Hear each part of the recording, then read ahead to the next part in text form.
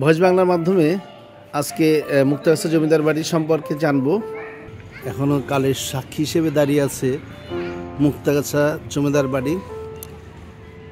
জমিদার বাড়ি হিসেবে নেই, বিভিন্ন অফিস, বিভিন্ন কার্যালয় হিসেবে, সরকারি অফিসের কার্যালয় হিসেবে ব্যবহার হচ্ছে, স্কুল হিসেবে ব্যবহার হচ্ছে। কিন্তু কালের বিবর্তনে এখন কালের সাক্ষী হিসেবে দাঁড়িয়ে আছে এই জমিদার বাড়িগুলো। ভয়েস বাংলার মাধ্যমে এগুলো দেখানোর চেষ্টা করছি, আশা করি আপনাদের ভালো লাগবে। ভাই, আপনি যদি আমাদের এই মুক্তাগাছা জমিদার বাড়ি সম্পর্কে একটু বলেন এবং এটার ইতিহাস সম্পর্কে যদি বলেন। এই বাড়ির প্রথম জমিদার হচ্ছে শ্রীকৃষ্ণ আচার্য চৌধুরী। 1727 সালে আলিবুদ্দিন খানের কাছে জায়গাটা বন্দোবস্ত নেন। আর এই বাড়ির এই গেটটা মেন গেট না, মেন গেটটা আরও সামনে। তৎকালীন ওই রাস্তা দিয়ে গেলে খালি পায়ে যাওয়া লাগতো, ভিতরে আসা নিষিদ্ধ ছিল। এটা ছিল কোর্ট কাছারি, আর এটা ছিল লাইব্রেরি। এই লাইব্রেরিতে 500টা বই ছিল। একটা বইয়ের দাম 100 থেকে 150 টাকা। উনি ভিতরে কোটি টাকার সম্পদ রেখে গেছেন, কিন্তু যাওয়ার সময় বইগুলো নিয়ে গেছেন। আমরা এখন ভিতরের দিকে যাব।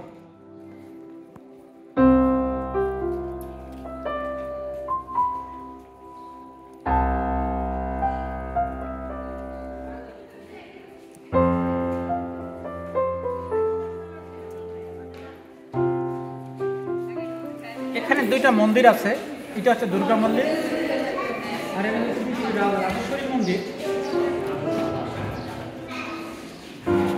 দুর্গা মন্দির, দুর্গা মন্দির, রাজেশ্বরী মন্দির। দুর্গার অপোজিট হচ্ছে রাজেশ্বরী।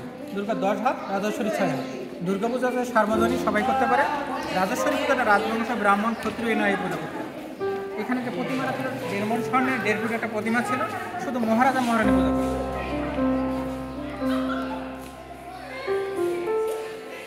রিভলভিং স্টেজ বা ভ্রাম্যমাণ নাট্যশালা এশিয়া মহাদেশের মধ্যে 5টা, তার মধ্যে বাংলাদেশের মধ্যে আছে একটা।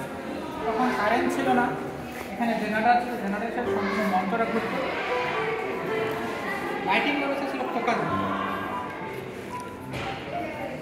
যে নৃত্যশিল্পীরা বাইরের দেশ থেকে আসতো, ওনাদের থাকার জন্য এই ভবন আছে।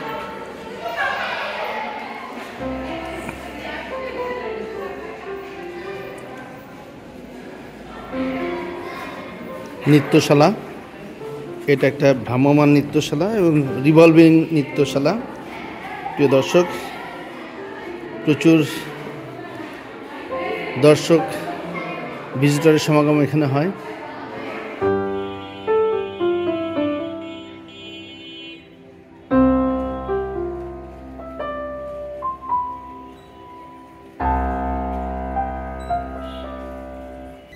প্রাচীন ঐতিহ্য ধরে রাখতে এই জমিদার বাড়িগুলোকে টিকে রাখা দরকার।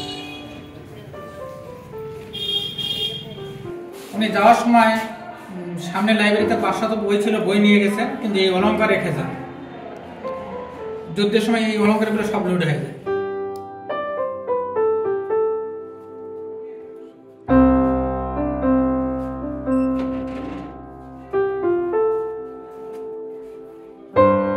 অলংকারের সিন্ধুক, যুদ্ধের সময় সমস্ত অলংকার এখান থেকে লুট হয়ে যায়। অন্দরমহল, যেখানে